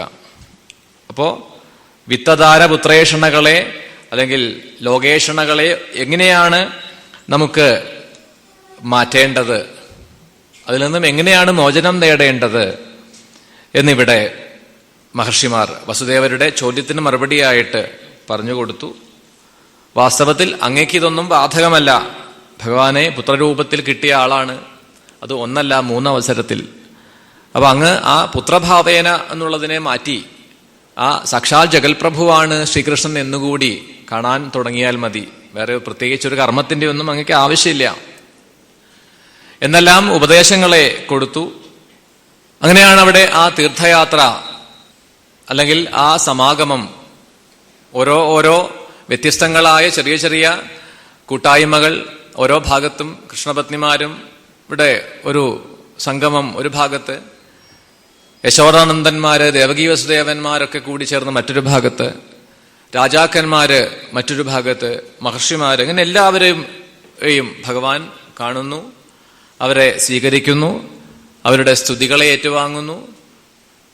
ഇതെല്ലാം കുറെ ദിവസങ്ങൾ അവിടെ ഉണ്ടായി. പിന്നീട് കാലം മാറുന്നു, അവിടെ വാസയോഗ്യമല്ലാതെയായി തീരുന്നു. അതോടുകൂടി അവിടുന്ന് എല്ലാവരും പിരിഞ്ഞു പോവുകയും ചെയ്യുന്നു.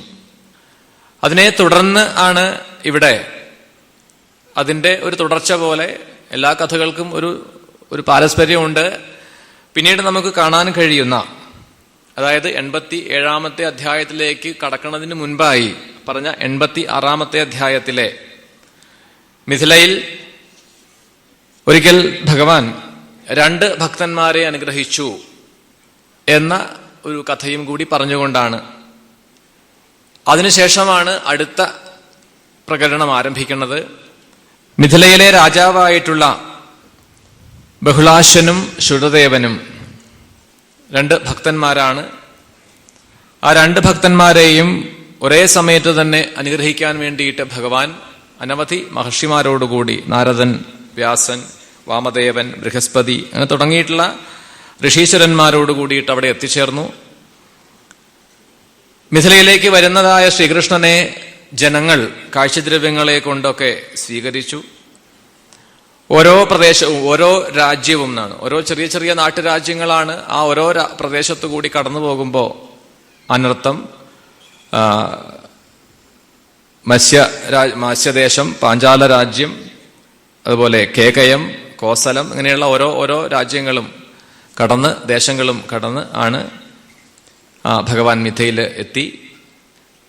മിഥിലാപുരിയിൽ എത്തിച്ചേർന്ന ശ്രീകൃഷ്ണനെ അതുപോലെ മഹർഷിമാരെയും ജനങ്ങള് സ്വീകരിച്ചു.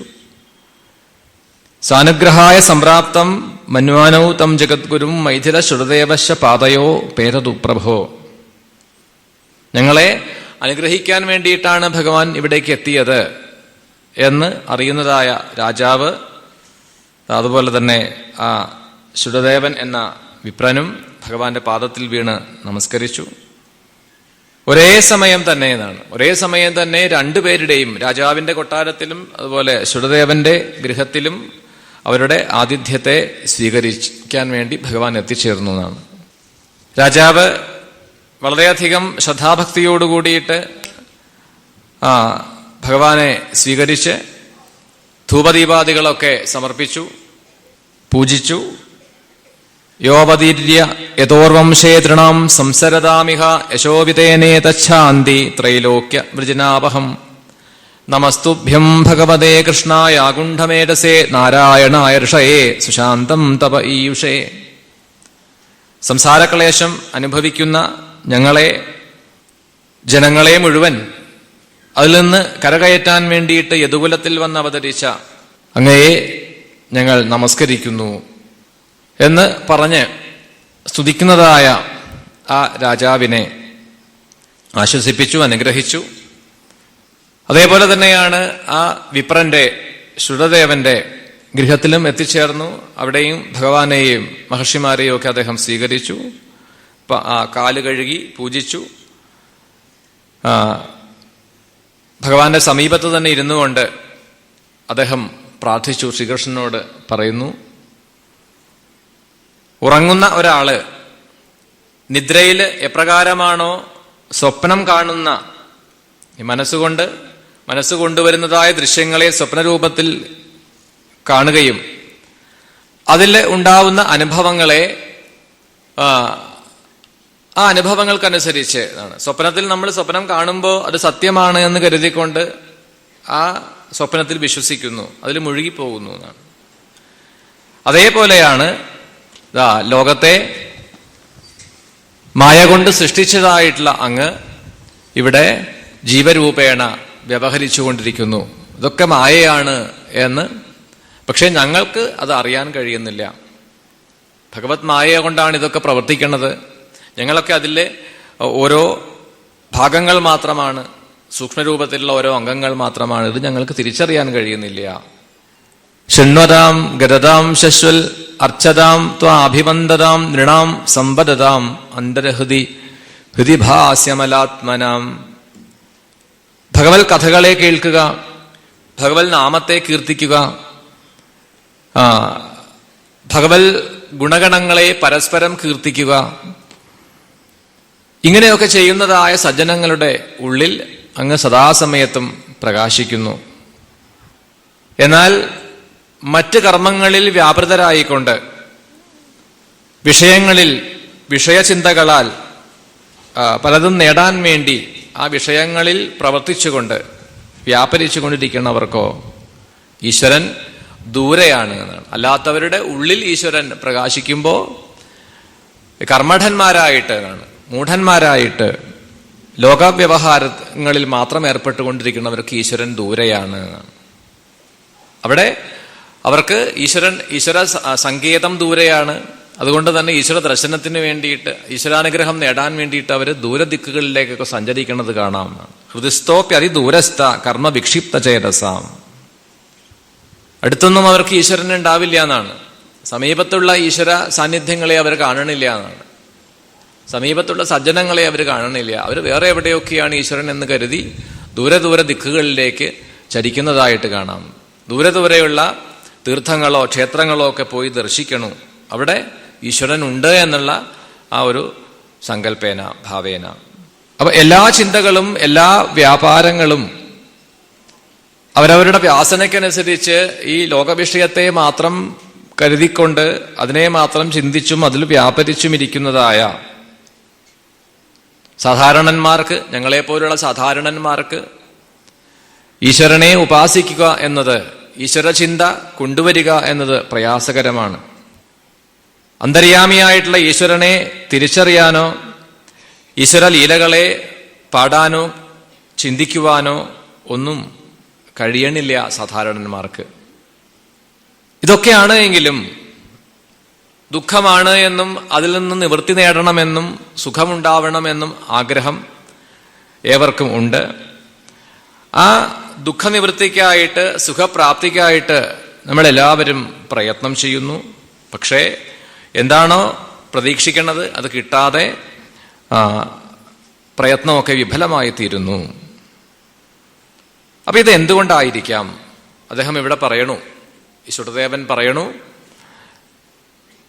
എന്തുകൊണ്ടാണ് ദുഃഖം ഉണ്ടാവുന്നത്? ദുഃഖഹേതു എന്താണ്? ഒരു രോഗം വന്നാൽ രോഗത്തിന്റെ കാരണം, രോഗത്തിനെ അല്ല വാസ്തവത്തിൽ ചികിത്സിക്കേണ്ടത്, രോഗകാരണമാണ്.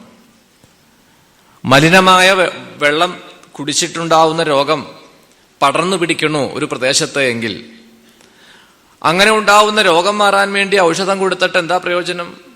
ഇതിങ്ങനെ പടർന്നുകൊണ്ടിരിക്കും. ഈ വെള്ളം കുടിക്കണവർക്കൊക്കെ രോഗം വരും. അപ്പോൾ ഈ അസുഖം എവിടെ നിന്ന് വരുന്നു? മലിനമായ വെള്ളത്തിൽ നിന്നാണ്. അപ്പോൾ വെള്ളത്തിന്റെ മാലിന്യം മാറ്റണം, വെള്ളം ശുദ്ധമാക്കണം, എങ്കിലേ രോഗം മാറൂ. അതേപോലെ ദുഃഖത്തിനുള്ള ഹേതു എന്താണ് എന്നും അത് മാറ്റുവാനുള്ള ഉപായം എന്താണ് എന്നും ഇത് രണ്ടും അറിയാത്തിടത്തോളം മനുഷ്യൻ ഈ ലോകവിഷയങ്ങളിൽ വ്യാപരിച്ചുകൊണ്ട് അതിൽ മാത്രം വ്യവഹരിച്ചുകൊണ്ട് ക്ലേശത്തെ അനുഭവിച്ചുകൊണ്ടിരിക്കുന്നു. അപ്പൊ നമുക്ക് പരമാർത്ഥത്തെ, എന്താണ് പരമാർത്ഥ തത്വം എന്നറിയാൻ കഴിയാത്ത രീതിയിൽ നമ്മളെ മൂടി നിർത്തിയിരിക്കുന്നതായ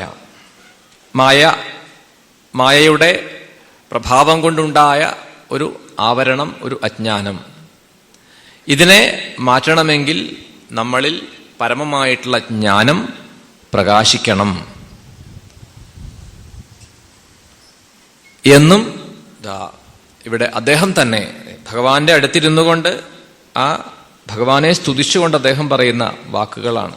അവർക്ക് രണ്ടുപേർക്കും എന്നാണ്, രാജാവിനും അതുപോലെ ബഹുളാശ്വനും ശ്രുതദേവനും വേണ്ടതായ ഉപദേശങ്ങളൊക്കെ കൊടുത്തുകൊണ്ട് എങ്ങനെയാണ് നമുക്ക് ലോകവിഷയങ്ങളിൽ നിന്ന് വിട്ടുനിൽക്കാൻ കഴിയുക, എങ്ങനെയാണ് ഈ ജ്ഞാനം നമുക്ക് ആർജിക്കുവാൻ കഴിയുക, അല്ലെങ്കിൽ അതിനെ വേണ്ടതുപോലെ പ്രകാശിപ്പിക്കാൻ കഴിയുക, അതിനുള്ള മാർഗങ്ങളെ ഇവിടെ ഭഗവാൻ വിസ്തരിച്ച് തന്നെ ഉപദേശം കൊടുക്കണു. നമ്മളിൽ വിദ്യ പ്രകാശിക്കണമെങ്കിൽ തടസ്സമായിട്ട് നിൽക്കുന്നതായ ഘടകങ്ങൾ, ഒന്ന് ഭൗതികമായ ഈ ലോകത്തിലെ, ഭൗതിക ലോകത്തിലെ പലതിനെ കുറിച്ചിട്ടുള്ള ചിന്തകള്, അതൊക്കെ സത്യമാണ് എന്നുള്ള ധാരണ, അങ്ങനെ വിഷയസംബന്ധിയായിട്ടുള്ള ഈ ഇതൊക്കെ തന്നെ തടസ്സമാണ് നമ്മളിൽ വിദ്യ പ്രകാശിക്കുവാൻ. അപ്പൊ അത് മാറ്റണമെങ്കിൽ, ആ തടസ്സം മാറ്റണമെങ്കിൽ, നമ്മളുടെ ബുദ്ധിയെ, നമ്മളുടെ പ്രജ്ഞയെ ശുദ്ധീകരിക്കണമെങ്കിൽ നിഷ്കളങ്ക ഭക്തിഭാവത്തോടു കൂടിയിട്ടുള്ള ആരാധനയാണ് വേണ്ടത്. ഒട്ടും തന്നെ ആഗ്രഹങ്ങളെ വെക്കാതെ നിഷ്കാമഭാവത്തിലുള്ള ഭക്തിഭാവത്തോടു കൂടിയിട്ടുള്ള ആരാധനയാണ് വേണ്ടത്. സർവാന്തര്യാമിയായിട്ടുള്ള ഈശ്വരനെ ഒരു ഇഷ്ടദേവതയായിട്ട് ഭാവന ചെയ്തുകൊണ്ട് ആ ഇഷ്ടദേവതയെ വരിക്കുകയും ഈ പ്രപഞ്ചത്തിലെ സകല വ്യവഹാരങ്ങളും, നമ്മളുടെ ശരീരത്തിലെ ഓരോ ശ്വാസോച്ഛ്വാസം പോലെ സകലതും എന്നാണ്. ഇവിടെ എന്തെല്ലാം സംഭവിക്കുന്നുവോ അതൊക്കെ തന്നെ എൻ്റെ ഉപാസനാമൂർത്തിയുടെ, ആ ഇഷ്ടദേവതയുടെ ലീലകളാണ്, പ്രവർത്തികളാണ് എന്ന് ചിന്തിക്കുകയും ചെയ്യുക എന്നാണ്. പരമഹംസർ പറയും അല്ലെ, ഒരു തുണി വിൽക്കുന്ന ആളുടെ കഥയാണ് അദ്ദേഹം ഉദാഹരിക്കുക. അദ്ദേഹം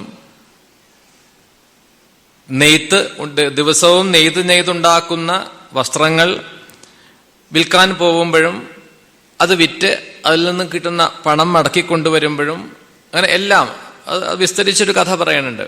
അദ്ദേഹത്തിന് ഒരിക്കൽ ജീവിതത്തിൽ ഒരു ദുരനുഭവം ഉണ്ടായി. അദ്ദേഹം മോഷ്ടാവാണെന്ന് കരുതി രാജാവ് പിടിച്ചുകൊണ്ടുപോയി. കുറച്ചുനാൾ അദ്ദേഹത്തിനെ കാരാഗൃഹത്തിലിട്ടു. പിന്നീട് അദ്ദേഹം തെറ്റ് ചെയ്തിട്ടില്ല എന്ന് തിരിച്ചറിഞ്ഞ രാജാവ് അദ്ദേഹത്തിനെ മോചിപ്പിച്ചു. അപ്പോഴൊക്കെ അദ്ദേഹം പറയണൊരു വാക്കുണ്ട്, എല്ലാം രാമന്റെ ഇച്ഛയാണ്. അദ്ദേഹം ഒരു ശ്രീരാമ ഉപാസകനാണ്, ഒരു രാമഭക്തനാണ്. അപ്പൊ അദ്ദേഹത്തിനെ സംബന്ധിച്ചിടത്തോളം തന്റെ ജീവിതത്തിൽ എല്ലാം രാമന്റെ ഇച്ഛയാണ്.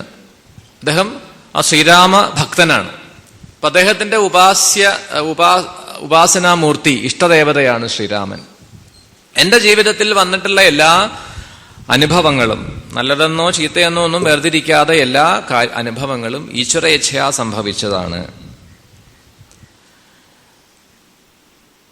അപ്പൊ ഇവിടെ നമുക്ക് വരുന്നതെല്ലാം തന്നെ ഈശ്വരേച്ഛയാണ്, ഈശ്വര അനുഗ്രഹമാണ് എന്ന് ചിന്തിക്കുകയും എൻ്റെ ഉപാസനാമൂർത്തിയുടെ ആ ഒരു ഇച്ഛയ്ക്കനുസരിച്ചിട്ടാണ്, ആ ഭഗവാന്റെ ഇച്ഛയ്ക്കനുസരിച്ചിട്ടാണ് സർവവും സംഭവിക്കുന്നത് എന്നും ഇവിടെ ഭാവന ചെയ്യാൻ കഴിയും ഒരു ഭക്തന്. അപ്പൊ ക്രമേണ ലോകത്തിൽ മറ്റു വിഷയങ്ങളിലുള്ള നമ്മളുടെ പ്രിയത്തെ, നമ്മളുടെ ഇഷ്ടത്തെ ഈശ്വരനിൽ മാത്രമാക്കി തീർക്കാൻ കഴിയും.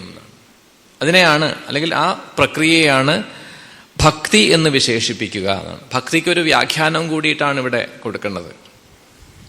അപ്പൊ ഭക്തിയും ഉപാസനയും വളരുമ്പോൾ ക്രമേണ അത് നമുക്ക് അറിയാൻ കഴിയുന്നു, നമുക്ക് അനുഭവിക്കാൻ കഴിയുന്നു. നമ്മൾ ഈശ്വരന്റെ കയ്യിലെ ഒരു കളിപ്പാവ മാത്രമാണ്. ഞാൻ യന്ത്രമാണ്, പരമഹംസർ പറയും, ഞാൻ യന്ത്രമാണ്, അവിടുന്ന് യന്ത്രി ആണ്. ഈശ്വരന്റെ കയ്യിലെ കളിപ്പാവ പോലെ. അപ്പോൾ ഒന്നിനും എനിക്കെല്ലാ സ്വാതന്ത്ര്യം, എല്ലാം ഈശ്വരേച്ഛയ്ക്കനുസരിച്ച് നടക്കുന്നു എന്നാണ്. ഈ ചിന്ത നമുക്ക് ക്രമേണ ഉണ്ടാക്കി തരുന്നത് നിസ്സംഗതയാണ്. എനിക്കൊന്നും ആവില്ല എന്ന് ബോധ്യം വന്നു കഴിഞ്ഞാൽ, എൻ്റെ കഴിവ് അല്ല ഇവിടെ പ്രവർത്തിക്കുന്നത് എന്ന് തിരിച്ചറിവ് വന്നു കഴിഞ്ഞാൽ സ്വാഭാവികമായിട്ടും അത് നിസ്സംഗതയിലേക്ക് നമ്മളെ കൊണ്ടുപോകും. അത് അന്ധകരണം എപ്പോഴും ഈശ്വരാകാരമായി തീരാൻ സഹായകമായിട്ട് മാറും. അങ്ങനെ നമ്മളുടെ മാലിന്യം, ഉള്ളിലെ മാലിന്യം മുഴുവൻ നീങ്ങുന്നു, തത്വബോധം ഉണ്ടാവുന്നു എന്നാണ്. അപ്പൊ ഈ അന്ധകരണ ശുദ്ധിക്ക് വേണ്ടിയിട്ട് പല സാധനകളെയും നമുക്ക് തന്നിട്ടുണ്ട്. തപസ്, യോഗാഭ്യാസം, വ്രതാനുഷ്ഠാനങ്ങൾ, തീർത്ഥാടനം, ക്ഷേത്രദർശനം, നാമസങ്കീർത്തനം. ഇതിലൊന്നും തന്നെ ഈ പറഞ്ഞ തീർത്ഥാടനത്തിലോ യോഗമാർഗത്തിലോ തപസ്സിനോ വ്രതാനുഷ്ഠാനത്തിനോ ക്ഷേത്രാദികളിൽ പോയിട്ടുള്ള ദർശനത്തിനോ ഒന്നും തന്നെ സത്സംഗത്തിന്റെ അത്രയും മഹത്വം കൽപ്പിക്കാൻ പറ്റില്ല. അത് മോശമാണ് എന്ന് പറഞ്ഞില്ല, അത്രയും സുഗമമല്ല എന്നാണ്. സത്സംഗത്തിന്റെ അത്രയും സുഗമമല്ല, സുലഭവുമല്ല എന്നാണ്. മറ്റുള്ളതിലൊക്കെ ഒരുപാട് തരത്തിൽ പോരായ്മകൾ വരാമെന്നാണ്. ആ പോരായ്മകൾ, ആ കുറവുകൾ നമ്മൾ വേണ്ടതുപോലെ അല്ല ചെയ്തത് എങ്കിൽ അതിന്റെ ഫലത്തിലും ആ കുറവുണ്ടാവുന്നു, ന്യൂനത ഉണ്ടാവുന്നു. അപ്പൊ ഇത്രയും സുഗമമായ, ഇത്രയും സുലഭമായ സത്സംഗത്തോളം മറ്റൊന്നില്ല എന്നാണ്. സജ്ജനങ്ങളുമായിട്ട് സഹവസിക്കാൻ കഴിയുന്ന അവസരങ്ങളെ ഉപയോഗിക്കുക, വിപരീത സമ്പർക്കം കുറയ്ക്കുക എന്നാണ്. നിവൃത്തിയില്ല. ലോകത്തിൽ വ്യവഹരിക്കുന്ന ഒരാൾക്ക്, സാധാരണ ഒരു മനുഷ്യന് എപ്പോഴും ഈ അനുകൂലമായൊരു സമ്പർക്കം തന്നെ ഉണ്ടാവാൻ പറ്റൂ? അത് നിവൃത്തിയൊന്നുമില്ല. കുറച്ചങ്ങോട്ട് കഴിഞ്ഞാൽ വിപരീത സമ്പർക്കമാവും ചിലപ്പോൾ വരിക. എന്നിരുന്നാലും കഴിയുന്നതും വിപരീത സങ്കല്പത്തെ കുറയ്ക്കുക. അങ്ങനെയാണെങ്കിൽ അന്ധകരണം ശുദ്ധമാവും എന്നെല്ലാം പറഞ്ഞുകൊണ്ട് ആത്മസ്വരൂപികളും ജ്ഞാനമൂർത്തികളും ദൃഷ്ടിഗോചരമായിട്ടുള്ള ഈശ്വരാകാരവുമാണ് സജ്ജനങ്ങൾ എന്നും ഇവിടെ വർണ്ണിച്ചുകൊണ്ടാണ്. ഒരു സത്സംഗത്തിന്റെ മഹത്വം തന്നെയാണ് അടുത്ത കഥയിലും നമുക്ക് ആ ഭക്തന്മാരുടെ അനുഭവത്തിൽ കൂടി കാണിച്ചു തന്നത്. അങ്ങനെയൊരു തീർത്ഥയാത്ര വർണ്ണനം ചെയ്തു. എല്ലാവർക്കും ഭഗവാനുമായി കൂടിച്ചേരാൻ, കാണാൻ, അനുഭവിക്കാൻ, സ്പർശിക്കാൻ ഇന്ദ്രിയങ്ങളെ കൊണ്ട് എന്നാണ്, എല്ലാ ഇന്ദ്രിയങ്ങളെ കൊണ്ടും അനുഭവിക്കാൻ കഴിയുന്ന ഒരു സത്സംഗത്തിന്റെ കഥ. നമ്മളും അതേപോലെ ഒരു മഹത്തായിട്ടുള്ള ഒരു സത്സംഗത്തിൽ തന്നെയാണ് ഇത്രയും ദിവസങ്ങൾ ചിലവഴിച്ചിട്ടുള്ളത്, ഇപ്പോഴും ഇരിക്കേണ്ടത് എന്നാണ്. എത്രയോ മഹാത്മാക്കൾ വരുന്നു ഇവിടെ, എത്രയോ സജ്ജനങ്ങളുടെ ഇടയിലാണ് സാധുക്കളുമായിട്ട് കാണാൻ, അല്ലെങ്കിൽ അവരുമായിട്ട് അല്പസമയം ചിലവഴിക്കാൻ കിട്ടുന്ന ഒരവസരം, അതിന് വേദി ഒരുക്കി തന്നതായ എല്ലാ മഹാത്മാക്കളുടെയും സ്വാമിയുടെയും ഭഗവത്പാദങ്ങളിലും നമസ്കരിച്ചുകൊണ്ട് വാക്കുകൾ സമർപ്പിക്കുകയാണ്. സർവത്ര ഗോവിന്ദനാമ സങ്കീർത്തനം, ഗോവിന്ദ ഗോവിന്ദ.